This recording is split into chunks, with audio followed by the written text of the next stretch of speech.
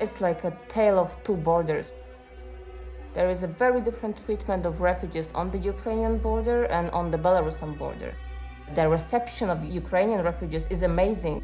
Our soldiers, they are carrying those children on the arms and they give them toys.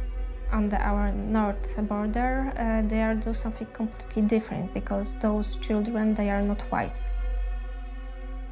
Grupa Granica is an informal network of NGOs, activists and local inhabitants providing legal, humanitarian and medical aid at the Polish-Belarusian border.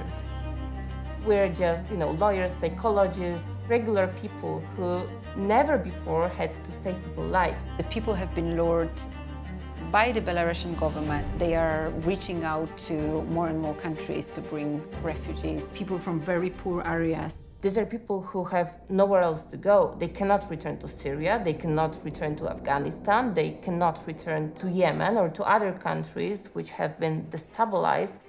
There is the right to claim asylum, but Polish authorities started amending the law so the border guards return any person who crossed from Belarus. They are caught by the border guards and they are taken to big army trucks. They drive back to the border, then taken out of the truck and pushed to the Belarusian side. They can face tortures, where they can face inhuman treatment. What was happening was something like a human ping pong, that they were pushed to Poland and pushed back to Belarus, and to Poland and to Belarus.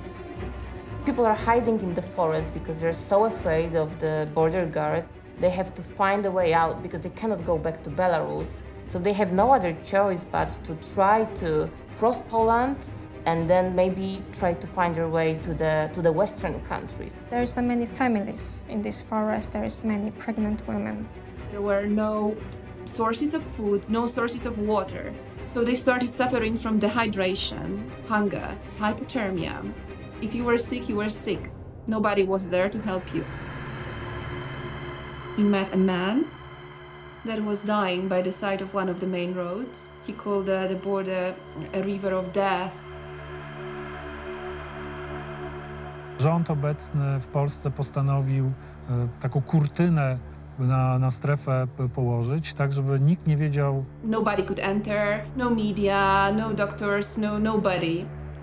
The government was doing whatever they could to, deter people from providing this kind of aid. I was a local person, and because of that, we would be let go through the checkpoints. Dlatego, że propaganda rządu kryminalizuje te działania, narzuca narrację taką, jakbyśmy w tym lesie, robili coś nielegalnego, jakieś przestępstwo. Grupa Granica is not a political movement. It is a social movement, a group of people getting together around the idea of helping, of providing humanitarian aid. There are a lot of people in the Polish forests who are relying on the aid that is being provided to them by people who are going to the forest to bring soups or hot teas or blankets or sleeping bags to those who might need it. The narration of the government is that what we are doing is against the country, against the Polish army. We provide the necessary humanitarian aid. And why? Because no humanitarian aid organizations were let into the zone, nobody. Taki jest obowiązek, a nie przywilej ratowania ludzi, być w lesie. Nie można im pozwolić umierać.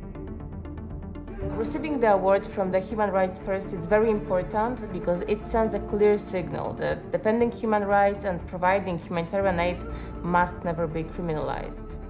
In the ideal world, Grupa Granica should never exist. It should all be done by the government, but because it's not happening and because the government is not doing what they should do, this is why we have to exist.